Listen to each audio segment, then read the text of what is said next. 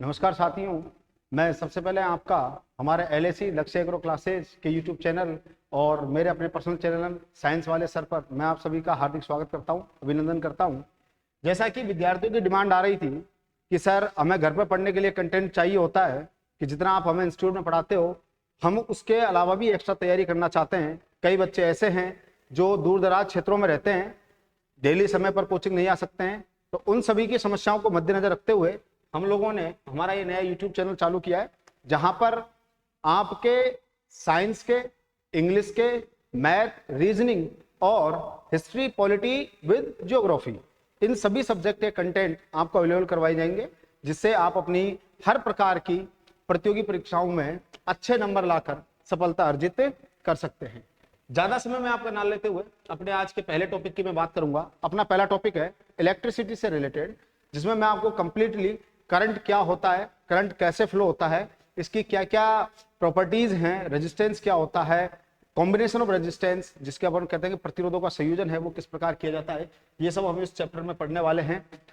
तो बच्चों थोड़ा सा फोकस अपने बोर्ड डिजिटल बोर्ड पर रखिएगा ताकि किसी भी प्रकार का कोई टॉपिक आपका यहाँ से छूट ना जाए।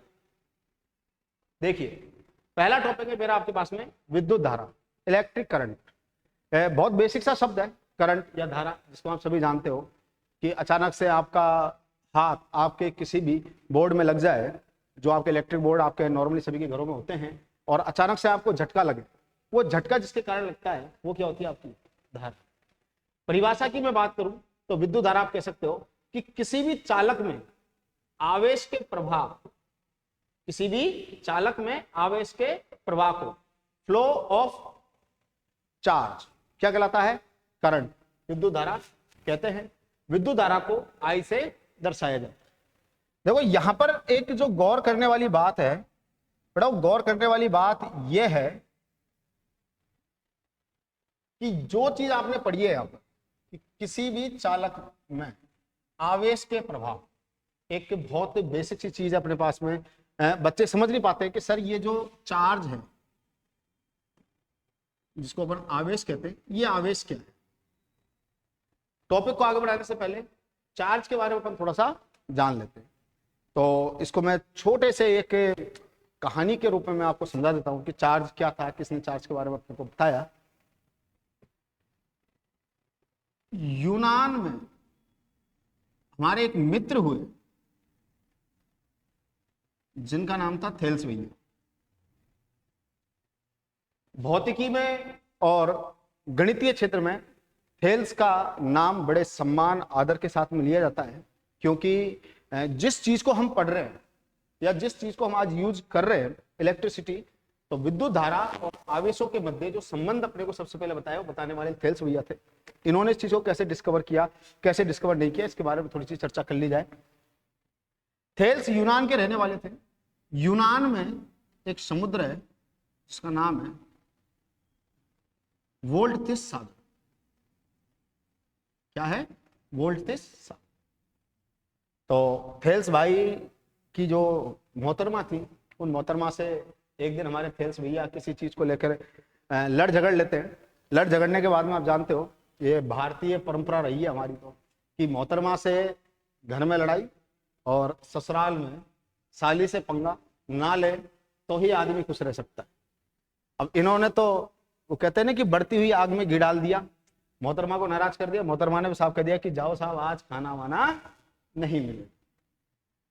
अब बेचारा थेल्स क्या करता, इतनी हिम्मत नहीं, इसकी क्या किसी की हिम्मत नहीं होती कि कोई अपनी बीवी के सामने बोल जाए या दोबारा जवाब दे दे, क्योंकि आज तो इसको ये बता था कि केवल शाम का खाना रुका है, ज्यादा बोलेगा तो आने वाले दिन का भी भंडारा इसका उठ जाए। तो शांति से बेचारा इस वोल्टिस सागर के किनारे घूमने चला। जब ये समुद्र के किनारे घूम रहा था, जो वोल्टिस सागर है आपका, घूमते घूमते अचानक ये किसी चीज से टकरा गया। जैसे ही ये टकराया, टकराते ही अमूमन हर इंसान का एक स्वभाव होता है कि जब चीजों से अपन टकराते हैं तो उन चीजों की तरफ अपन देखते हैं। तो जैसे ही इसने उस चीज को देखा, छूकर उठाकर देखा, तो एक पत्थर की तरह इसको वो महसूस हुआ। उसको ये उठाता है, उठाकर अपने घर पर लेकर आता है। घर पर लाने के बाद में इनकी जो मोहतरमा थी, मोहतरमा को बड़े प्यार से कहा कि मोहतरमा जरा अपना साड़ी का पल्लू तो दीजिए। मोहतरमा ने पूछा भाई किस लिए, क्या है, दिन में तो लड़ाई करके गए थे तुम। यार मुझे इस पत्थर को साफ कर कर देखना है। तो जब मोहतरमा ने अपना पल्लू दिया तो जैसे ही थेल्स ने उस पत्थर को, अपन उसको स्टोन कह सकते हैं, एक्चुअली वो पत्थर नहीं था, उसका जो नाम है वो एम्बर था, जिसके बारे में चर्चा करूंगा अभी आपसे। उस पत्थर को जब इसने साफ किया तो अचानक से वहां पर स्पार्किंग टाइप की आवाज आई, चट चट चट की जैसे अपनी आवाज आती है। सर्दियों के टाइम में जब अपन रजाई ओढ़कर सोते हैं तो गलती से जब रजाई के अंदर घर वालों की नजर से बच के अपन मोबाइल चला रहे होते हैं तो अपना हाथ कई बार क्या रजाई से टच कर जाता है, तो वहां पर चिंगारियां टाइप की निकलती हैं और चट चट का एक साउंड सा आता है। सेम वही साउंड वहां पर आया। तो जैसे वो साउंड आया थेल्स का दिमाग घूम गया कि मोहतरमा तो करंट मार रही है। तब मोहतरमा ने कहा कि इसमें मेरा कोई योगदान नहीं है, ये जो तुम लेकर आए हो ये टंडेरा टाइप का पत्थर, ये आवाज इस पत्थर से हुई। थोड़ा सा बैक होते हैं, वोल्टेज सागर के किनारे, इसको जो मैं आपको बार बार बता रहा हूं कि जो पत्थर टाइप का इसको एक पदार्थ मिला था, वो पत्थर नहीं, एक्चुअलिटी में उस पदार्थ का नाम था अंबर। क्या नाम था? अंबर। बहुत सारे पढ़े लिखे विद्वान इसको एम्बर भी बोलते हैं। जो इंग्लिश में अपना डेमो सेट रखते हैं वो क्या बोलते हैं? एम्बर, क्योंकि एक्चुअली प्रोनाउंसिएशन क्या है इसका? एम्बर। ये जो अंबर है ये आपके ग्रीक भाषा का शब्द है, और ग्रीक भाषा में अंबर का जो मीन निकलता है वो निकलता है क्या? इलेक्ट्रो। क्या मीन निकलता है? इलेक्ट्रो। और इलेक्ट्रो से ही जनरेट एक शब्द है इलेक्ट्रॉन। एंड आप सभी को अच्छे से पता है इलेक्ट्रॉन पर चार्ज कैसा होता है बेटाओ? नेगेटिव। तो जब इसने अंबर को मोहतरमा की साड़ी से जब इसने रगड़ा था, जो स्पार्किंग हुई, उस स्पार्किंग और एम्बर के मध्य इन्होंने एक संबंध दिया। इस संबंध को पूरी दुनिया ने इलेक्ट्रोस्टैटिक्स, किसके नाम से? इलेक्ट्रोस्टैटिक्स, जिसको अपन बोलते हैं स्थिर वैद्युत की। स्थिर वैद्युत की, इलेक्ट्रोस्टैटिक्स की जो थ्योरी है, जो सिद्धांत दिया, सिद्धांत किसके द्वारा दिया गया? थेल्स के द्वारा। इस स्थिर वैद्युत की इलेक्ट्रोस्टैटिक्स का जो थ्योरेटिकल पार्ट है, उस थ्योरेटिकल पार्ट में उन्होंने साफ कहा कि जो आवेश है या जो चार्ज हैं, ये चार्ज और विद्युत धारा आपस में एक सह संबंध रखती है कि विद्युत धारा का जो फ्लो होगा वो फ्लो पूरी तरीके से डिपेंड है किसके ऊपर? आपके आवेश या चार्ज के ऊपर। थेल्स के बाद में एक और वैज्ञानिक के बारे में मैं थोड़ा सा डिस्कस करना चाहूंगा यहां पर, क्योंकि उसका भी आवेश जैसे शब्द में एक बहुत महत्वपूर्ण योगदान रहा है। उनका नाम था, जो सेकंड पार्ट में मैं लेना चाहूंगा, बेंजामिन फ्रैंकलिन। कौन थे बेटाओ? Benjamin Franklin. इन्होंने जो थ्योरी आपको बताई या जो थ्योरी उन्होंने लोगों के सामने रखी वो बड़ी मजेदार है एक तरीके से। अगर मैं इस चीज के बारे में आपसे डिस्कस करूं तो आप खुद कहोगे कि सर इसका मतलब तो बचपन में वैज्ञानिक हम भी थे। तो बेटा वो वैज्ञानिक आप थे, लेकिन वो बचपना था, आपको नहीं पता था कि आपने भी एक साइंस की इतनी बड़ी चीज की खोज कर ली। वो कैसे? जब अपन छोटी क्लासों में थे, स्कूल में जब अपन जाते थे, क्योंकि नॉर्मली क्या है कि गवर्नमेंट स्कूल और प्राइवेट स्कूल में एक कॉमन चीज होती है। प्राइवेट स्कूल में लोगों के ऊपर चीजों को थोड़ा थोप दिया जाता है, क्योंकि गवर्नमेंट स्कूल में बच्चा रिलैक्स चल रहता है। तो मैं मेरी भी बता दूं, एक नॉर्मल छोटे से गवर्नमेंट प्राइवेट स्कूल से एजुकेशन ली थी हमने। तो हम लोग क्या करते थे कि हमारा जो स्केल होता था या पेन या पेंसिल जो होती थी, इसको लेके बचपन में अपने बालों में रब करते। रब करने के बाद में जो कागज के छोटे छोटे टुकड़े थे, उन चीजों को अपन इस पेन से चिपका देते और लोगों को बोलते कि भाई देख जादू से मैजिक। ये जादू बचपन में हमने सबने दिखाया। आप लोग भी इस चीज से एग्री करोगे कि आप लोगों ने भी ऐसा सब कुछ किया होगा। बेंजामिन फ्रैंकलिन ने यही बताया कि जब दो चीजों को आपस में रगड़ा जाता है, ठीक है, कि जब दो ऑब्जेक्ट को आप आपस में रब करोगे तो वहां उस रगड़ के कारण घर्षण पैदा होता है, और उस घर्षण से इलेक्ट्रॉन एक सतह से दूसरी सतह पर स्थानांतरित होते हैं। तो जब ये इलेक्ट्रॉन एक सतह से दूसरी सतह पर स्थानांतरित होंगे तो वहां पर उत्पन्न कौन होगा? चार्ज, आवेश की वहां पर उत्पत्ति होती है। तो बेंजामिन फ्रैंकलिन के लिए अपने कॉम्पिटिटिव एग्जाम में कई बार पूछा गया है। इनके द्वारा जो सिद्धांत दिया गया वो सिद्धांत था घर्षण द्वारा आवेशन।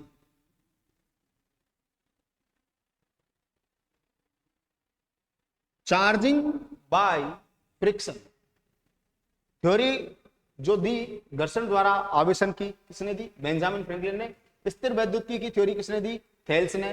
वापस से एक बार थोड़ा सा अपन इस चीज को देख लेते हैं कि जब थेल्स ने अपने को बताया कि जो आपका एम्बर था, एम्बर नेगेटिवली चार्ज है, तो उस टाइम पे बात सामने आई कि जो आपके चार्ज होंगे, आवेश, इन आवेश के जो प्रकार थे, टाइप्स ऑफ चार्ज, वो टाइप्स ऑफ चार्ज कितने हो गए आपके?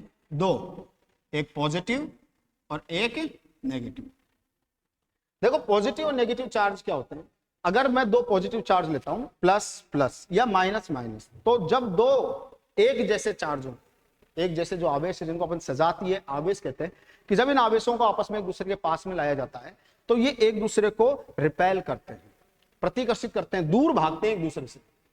और दो असमान चार्जों को, जिनको अपन कह सकते हैं एक प्लस एक माइनस या एक माइनस एक प्लस, जिनको अपन बोलते हैं विजातीय आवेश, जब इन विजातीय आवेश को एक दूसरे के पास में लाया जाता है तो ये एक दूसरे को आकर्षित करते हैं। आपकी लाइफ का आप एग्जांपल लो कि जैसे आप लड़के हो, कल को आपकी शादी की बात रखी गई, तो आप किससे शादी करना पसंद करोगे? लड़के होकर लड़के से या लड़की से? किससे? लड़की से करेगा ना? हाँ, क्यों करेगा लड़की से? क्योंकि तू लड़का है, लड़के की प्रॉपर्टीज तेरे पास में है, तेरे बीच में जो अट्रैक्शन होगा, तेरे मन में जो अट्रैक्शन पैदा होगा, वो तेरे विपरीत लिंगी से होगा। अपने जैसे समान व्यक्ति को देखकर कोई भी आकर्षित नहीं होता है। वहां से भी कहते हैं ओ दादा, दूर दूर के राम राम, बढ़िया, जैसे तुम हो वैसे ही हमें तुम्हारी कोई भी आवश्यकता नहीं है। तो ये एक सिस्टम है कि जहां दो एक जैसे आवेश एक दूसरे के पास में आते हैं तो हमेशा एक दूसरे को प्रतिकर्षित करते हैं, जहां दो असमान आवेश एक दूसरे के पास में आते हैं तो वो एक दूसरे को आकर्षित करते हैं। तो ये तो बात होगी अपने पास में आवेश के बारे में। वापिस से अपने टॉपिक पर आए।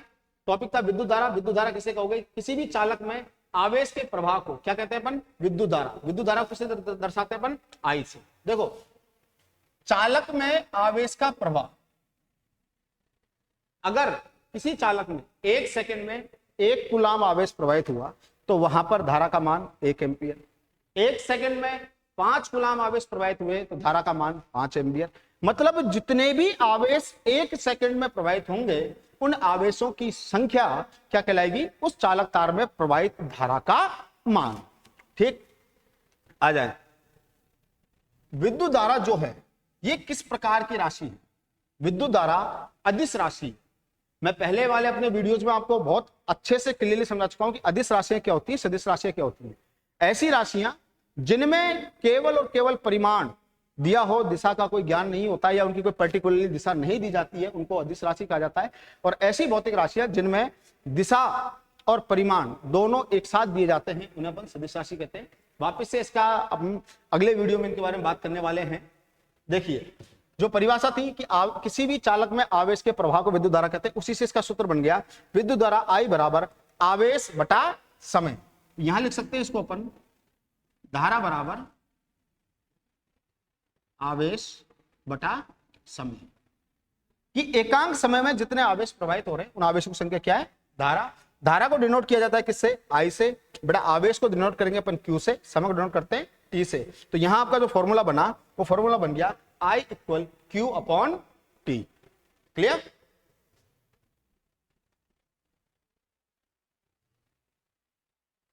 आगे देखो,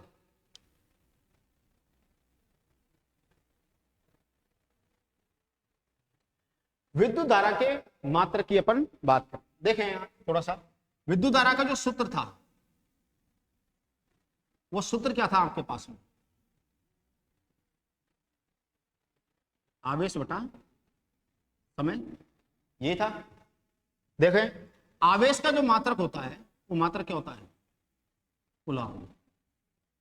ठीक, समय का मात्रक आपके पास में पता है आपको, समय की सबसे छोटी इकाई क्या होती है अपने पास में? सेकंड।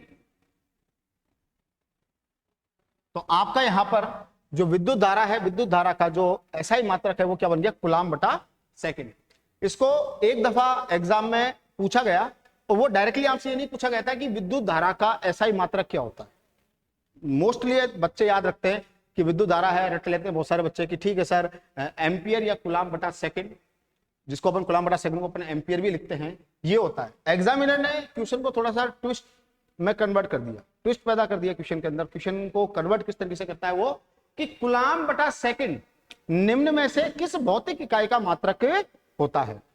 आप जब फिजिक्स पढ़ते हो तो आपके पास में बहुत सारे सूत्र, बहुत सारे मात्रक, बहुत सारी आपकी विमाएं आती हैं। बच्चा कंफ्यूजन में रहता है कि सर मैं कितने याद करूं, मात्रक भी याद करने हैं, मुझे विमाएं भी याद करनी है, इनके सूत्र भी याद करने हैं। मैं एक ही चीज कहता हूं बेटाओ कि अगर आपको परिभाषा याद है, अगर आपका जो कंसेप्ट है वो कंसेप्ट आपका बिल्कुल क्लियर है, परिभाषा आपने याद कर रखी है, तो परिभाषा से सूत्र, सूत्र से मात्रक। देखिए मैंने भी कैसे बनाया कि मुझे पता है धारा का सूत्र क्या होता है, धारा की परिभाषा क्या है कि एकांक समय में प्रवाहित होने वाले आवेशों की संख्या। तो इसी परिभाषा से सूत्र बन गया आवेश बटा समय। बात आई मात्रक की। मैं जानता हूं कि जो आवेश है, आवेशों को किस में शो किया जाता है, कूलम में। दैट मींस आवेश का मात्रक कूलम, समय का मात्रक सेकंड। तो आवेश की जगह मैंने कूलम रख दिया, समय की जगह मैंने सेकंड रख दिया, तो कूलम बटा सेकंड आपका मात्रक हो गया किसका, विद्युत धारा का। ठीक है, इसी चीज को एसआई पद्धति में क्या बोला गया, एम्पियर, जिसको डिनोट करते हैं अपन किससे, ए से। ठीक, विमेय सूत्र की बात करूं मैं तो चूंकि ये एम्पियर से डिनोट की गई है, तो इसका जो विमेय सूत्र होगा वो क्या होगा आपका, ए। अगला जो अपना टॉपिक है, इसी का सब टॉपिक जिसको अपन कह सकते हैं वो है एक एम्पियर धारा की परिभाषा। देखो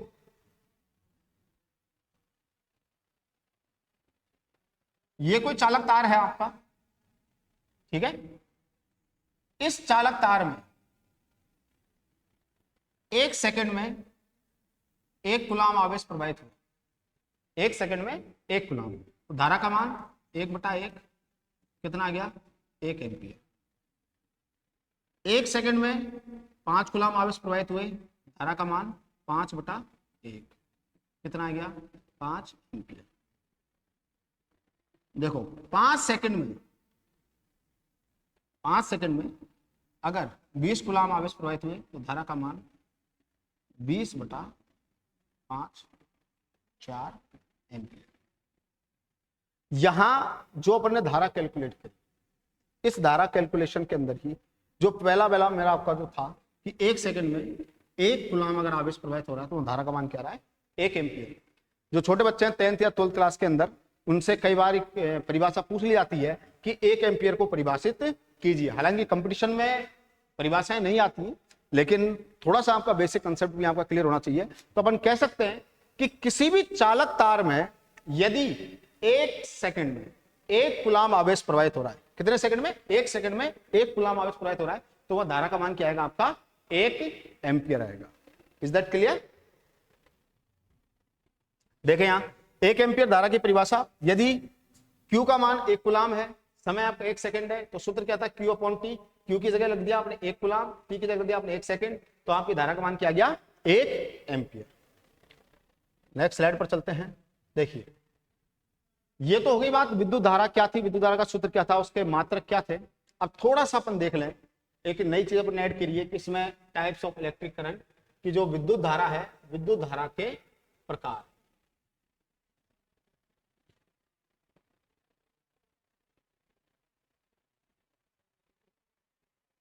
देखो विद्युत धारा के प्रकार की मैं बात करूं तो विद्युत धारा के जो प्रकार हैं, प्रकार कितने हैं आपके पास में, 2 प्रकार, डीसी और एसी। दिष्ट धारा, प्रत्यावर्ती धारा। दिष्ट धारा की अगर बात की जाए कि किसी भी परिपथ में धारा का जो प्रवाह है वो हमेशा एक दिशीय हो, धारा जो फ्लो हो, करंट जो फ्लो हो रहा वो कंटिन्यूटी एक ही दिशा में फ्लो हो रहा है, तो वहां पर अपन कह सकते हैं कि जो प्रवाहित धारा है उस प्रवाहित धारा को क्या नाम दिया जाएगा, दिष्ट धारा, जिसको संक्षेप में क्या कहा जाता है, डीसी, डायरेक्ट करंट। सेकंड है प्रत्यावर्ती धारा, अल्टरनेटिव करंट, जिसको अपन एसी करंट बोलते हैं, कि किसी भी परिपथ में धारा का प्रवाह एकांतर क्रम में समांतर रूप से आगे और पीछे, समांतर रूप से आगे और पीछे, जितना आगे उतना पीछे होता रहे, तो ऐसी धारा कौन सी धारा कहलाएगी, प्रत्यावर्ती धारा कहलाती है। प्रत्यावर्ती धारा को संक्षेप में क्या कहा जाता है बेटाओ, एसी, अल्टरनेटिव करंट के नाम से इसको जाना जाता है। अगला देखें, चालक तथा विद्युत रोधी पदार्थ। इनके बारे में सभी जानते हैं कि चालक क्या होगा, विद्युत रोधी क्या होगा। आप लोगों ने देखा होगा कि आपके घरों में जब आप बोर्ड वगैरह स्विच वगैरह में जब आप कोई भी इलेक्ट्रिक प्रॉब्लम आ जाती है, आप लोग जब उनको सॉल्व आउट करते हो या उनको जब आप सही करते हो, तो आप लोगों को बोला जाता है कि बेटा चप्पल पहनकर काम कर, गीले हाथों से इसे मत छू, ठीक है।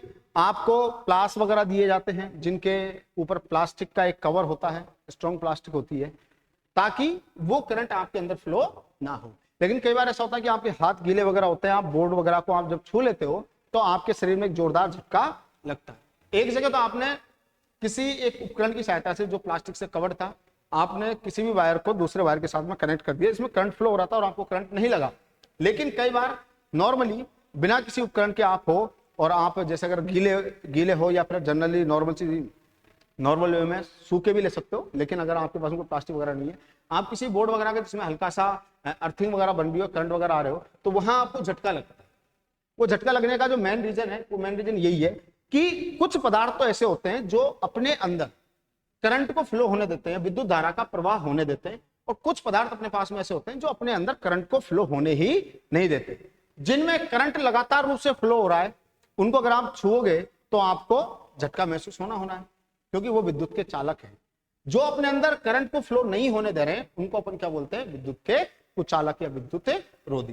तो देखिए, चालक ऐसे पदार्थ जिनसे विद्युत आवेश एक भाग से दूसरे भाग तक आसानी से चला जाता है, जिन्हें अपन क्या बोलते हैं? चालक बोलते हैं। दूसरी भाषा में इसको कह सकता हूं कि जिनमें आवेशों का प्रवाह आसानी से होता है, उन्हें अपन क्या बोलेंगे? चालक, कंडक्टर। मनुष्य, आप, हम, जानवर का शरीर, धातु वगैरह, ये जैसे ही करंट के संपर्क में आते हैं, ये करंट को अपने अंदर प्रवाहित करवा लेते हैं। मतलब इनके शरीर में ऐसा कुछ भी नहीं है, या इनके बॉडी पार्ट्स में ऐसा कुछ भी नहीं है जो उस करंट को रोक सके। विद्युत रोधी ऐसे पदार्थ जिनसे विद्युत आवेश एक भाग से दूसरे भाग तक आसानी से नहीं जाते हैं, विद्युत रोधी पदार्थ कहलाते हैं, जैसे कांच, सूखी लकड़ी, प्लास्टिक वगैरह। आप लोगों ने देखा होगा कि जब भी इलेक्ट्रिशियन काम करता है या आप अपने घरेलू उपकरणों के अंदर लाइट फिटिंग वगैरह काम करते हो, किसी भी बोर्ड वगैरह को, स्विच को आप कवर करने का काम करते हो, तो वहां पर आप जो प्लास्टिक वगैरह काम में लेते हो, वो प्लास्टिक के बने हुए होते हैं। उनका जो लोहे का पार्ट होगा, उसके ऊपर प्लास्टिक का एक लेप होता है, एक प्लास्टिक से कवर किया जाता है, ताकि उस लोहे में जो करंट फ्लो होगा, करंट आप तक ना पहुंच पाए और आप सुरक्षित रहें। तो उन पदार्थों को बोला जाता है विद्युत रोधी पदार्थ, कांच, सूखी लकड़ी, plastic, ETC। Is that clear? आगे चलते हैं। देखिए, विद्युत विभव तथा विद्युत विभवांतर। विद्युत विभव और विद्युत विभवांतर की अपन बात करें तो एक बहुत बेसिक से तरीके से मैं आपको इसको समझाना चाहूंगा कि एक दफा आपको एक जगह से दूसरी जगह जाना है, सेम यही काम आपका एक दूसरा मित्र, आप यहां से गए टोंक, आप गए टोंक, कहां से गए नहीं पता। दूसरा मित्र है, वो कहता है कि भाई मैं देवली से टोंक गया।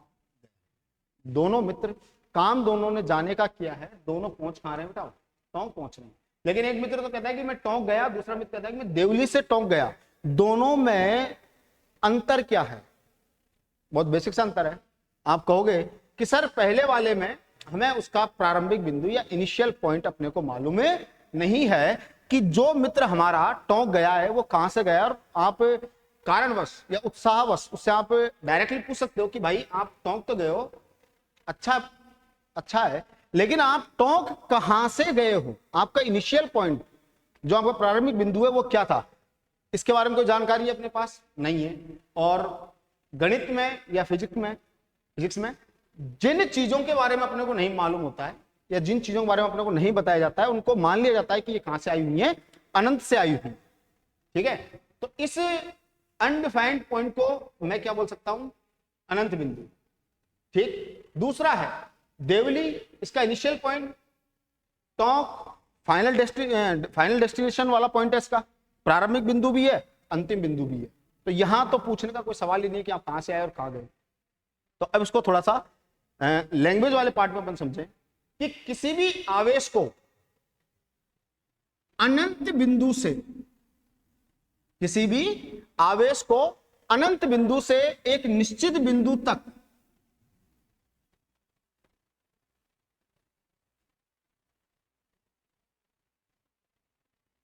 किसी भी आवेश को एक अनंत बिंदु से एक निश्चित बिंदु तक लाने में किया गया कार्य, अनंत बिंदु से एक निश्चित बिंदु तक किसी भी आवेश को लाने ले जाने में किया गया कुल कार्य क्या कहलाएगा? आपका विद्युत विभव कहलाता है। इकाई धन आवेश को अनंत से किसी बिंदु तक लाने में जो कार्य करना पड़ता है उसे अपन क्या बोलते हैं? विद्युत विभव कहते हैं।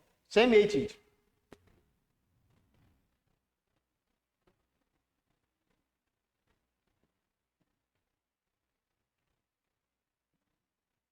इसमें बोला मैंने आपको कि देवली से आप टोंक गए, इनिशियल पॉइंट भी आपको पता है, फाइनल पॉइंट भी आपको पता है, तो अपन कह सकते हैं कि किसी भी आवेश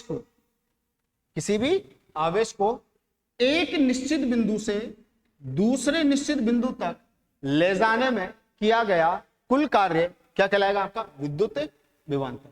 दोनों चीजों में एक बहुत कॉमन सा फैक्टर है, बहुत कॉमन चीज है कि दोनों के दोनों आपके पास में आवेशों को लाने ले जाने में किए गए कार्य हैं। फर्क केवल इतना सा है कि जो विद्युत विभव है, इस विद्युत विभव में जो इनिशियल पॉइंट है, प्रारंभिक बिंदु की, कहां से आप आवेश को लेकर आए, इसके बारे में किसी प्रकार की कोई जानकारी नहीं है। केवल इतना पता है कि एक बिंदु तक लाकर उसको छोड़ दिया गया, उसको लाने में जो काम किया गया उसको क्या कह दिया गया? विद्युत विभव। दूसरा जो है उसमें दोनों बिंदु आपको ज्ञात है, आपको यह पता है कि आप उस आवेश को कौन से बिंदु से लेकर आए हो और कौन से बिंदु तक आप उसको लेकर जाओ। ठीक है। अब दोनों के दोनों आवेश को लाने ले जाने में किए गए कार्य, तो इनके मात्रक, इनकी विमाएं दोनों क्या होती हैं? समान होती हैं। तो देखें, जो विद्युत विभव है और विद्युत विभवांतर है, इसके लिए अगर मैं बात करूं यहां पर,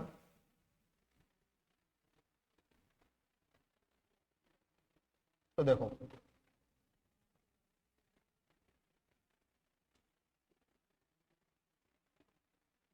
विद्युत विभव या विभवांतर, दोनों से आप किसी भी एक को ले लो, ये आवेश को लाने ले जाने में किए गए कार्य हैं। तो इनका जो सूत्र होता है वो क्या होता है? कार्य बटा आवेश। सूत्र क्या होता है? कार्य बटा आवेश, चाहे विद्युत विभव हो आपका, चाहे विद्युत विभवांतर हो। देखिए, कार्य को अपन लिखते हैं किससे? W से। आवेश को किससे लिखते हैं आप? Q से। W/Q इसका फॉर्मूला हो गया। इसी से इसके मात्रक को बनाया जाए तो आप एक चीज मुझे बताएं, कार्य का मात्रक क्या होता है आपके पास में? जूल। आवेश का जो मात्रक है, आवेश का मात्रक क्या होता है आपके पास में? कूलाम। तो विद्युत विभव या विद्युत विभवांतर का जो SI मात्रक की अगर मैं बात करूं तो क्या हो गया आपके पास में? Joule upon coulomb. एग्जामिनर आपसे पूछेगा विद्युत विभव का मात्रक क्या है? जूल बटा कूलाम। विद्युत विभवांतर का मात्रक क्या है? जूल बटा कूलाम। जूल बटा कूलाम किसका मात्रक है? विद्युत विभव या विद्युत विभवांतर का। और इस जूल बटा कूलाम को ही आगे डिनोट किया गया SI मात्रकों में वोल्ट, जिसको डिनोट किया जाता है किससे? V से। देखो विद्युत विभवांतर, एक कूलाम धनात्मक आवेश को एक बिंदु से, यहां तो क्या था आपका? अनंत बिंदु। यहां क्या है आपका? एक निश्चित बिंदु। एक बिंदु से दूसरे बिंदु तक ले जाने में किए गए कार्य को उन बिंदुओं के मध्य विभवांतर कहते हैं। विभवांतर का SI मात्रक भी वोल्ट, जिसे क्या लिखा गया? जूल प्रति कूलाम। जूल बटा कूलाम क्या है? विद्युत विभवांतर का मात्रक। विद्युत विभव का भी यही मात्रक है। और विद्युत विभव और विद्युत विभवांतर की बात की जाए तो दोनों के दोनों किस प्रकार की राशि है? आदेश राशि है।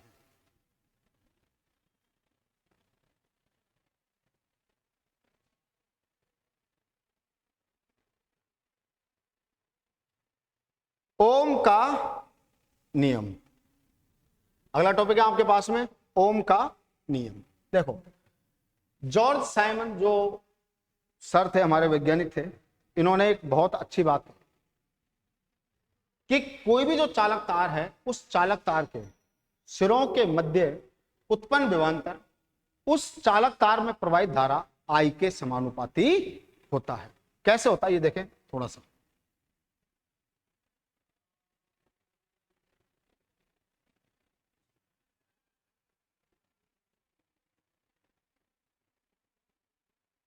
ये आपका चालक तार है, ठीक है। इस चालक तार में देखिए यहां ये 2 कूलम आवेश है।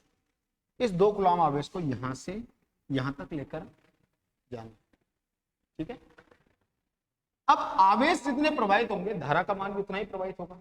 मतलब आवेशों की संख्या यदि बढ़ेगी एकांक समय में तो उस चालक तार में धारा का मान भी बढ़ेगा।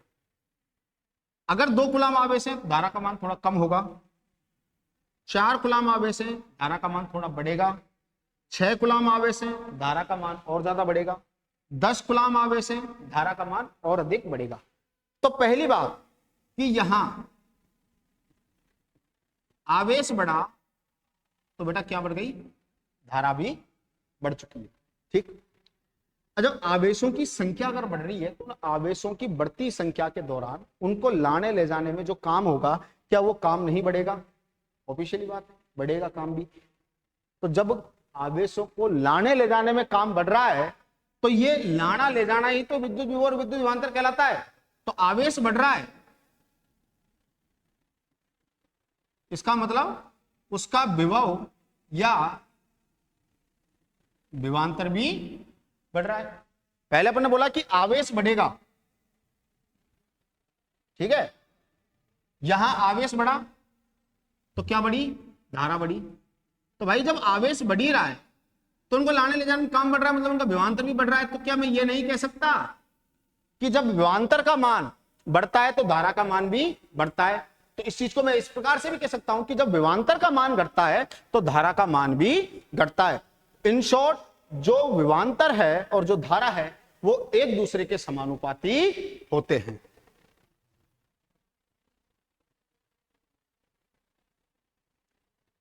तो देखें यदि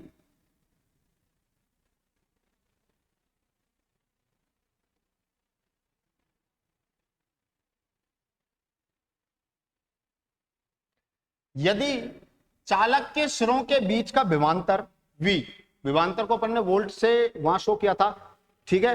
तो उसका जो साइन होता है अपने पास में वोल्ट का वो क्या होता है V। विभवांतर कितना दे रखा है आपके लिए, V है, और उसमें प्रवाहित धारा क्या है, I है।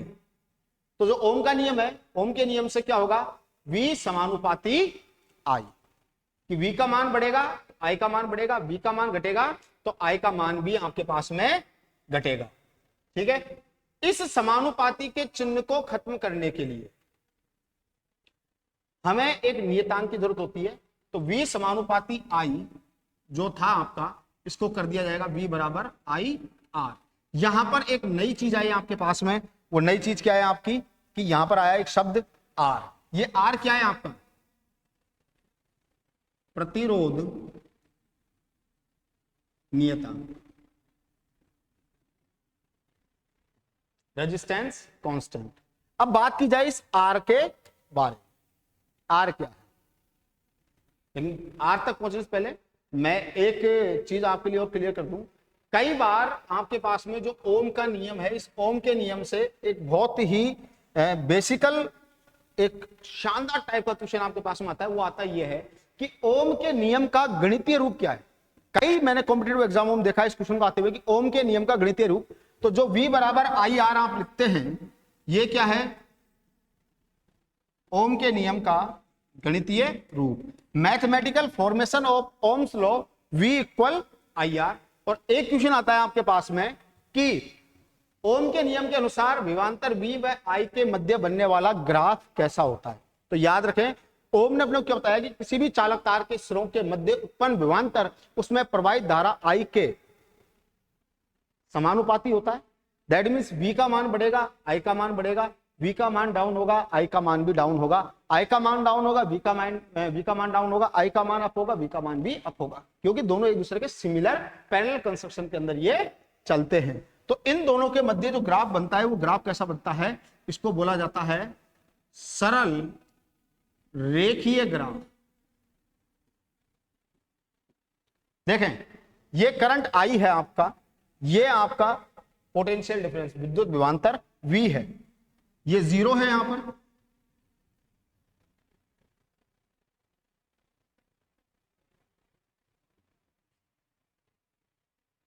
देखिए अगर मैं करंट का मान यहां लेता हूं तो इस टाइम पर धारा, ये जो आपका विभवांतर है, विभवांतर का मान कहां आएगा, यहां पर आएगा। करंट का मान अगर यदि मैंने यहां पर लिया तो V का मान यहां पर आएगा। तो देखो करंट का मान बढ़ा, V का मान बढ़ गया। करंट के मान को मैं थोड़ा और बढ़ा देता हूं तो V का मान भी आपका बढ़ जाएगा। करंट के मान को अगर और बढ़ा दिया जाए तो V का मान आपका और बढ़ जाएगा।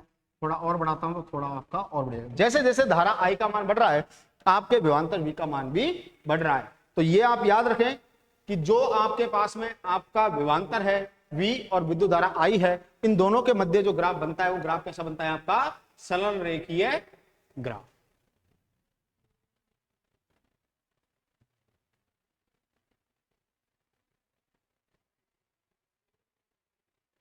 अगला है आपके पास में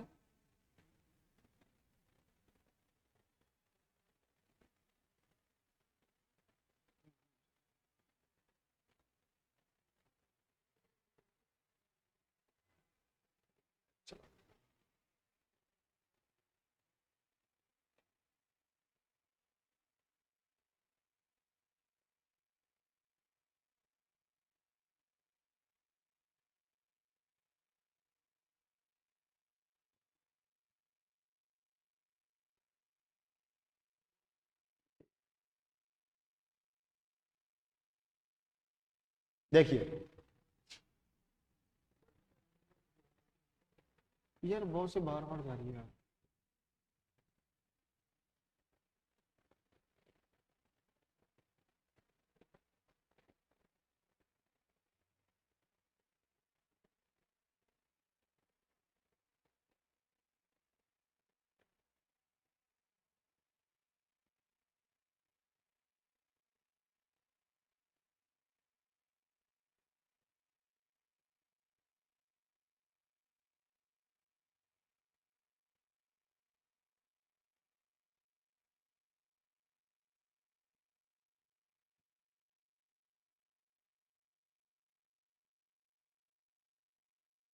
बॉस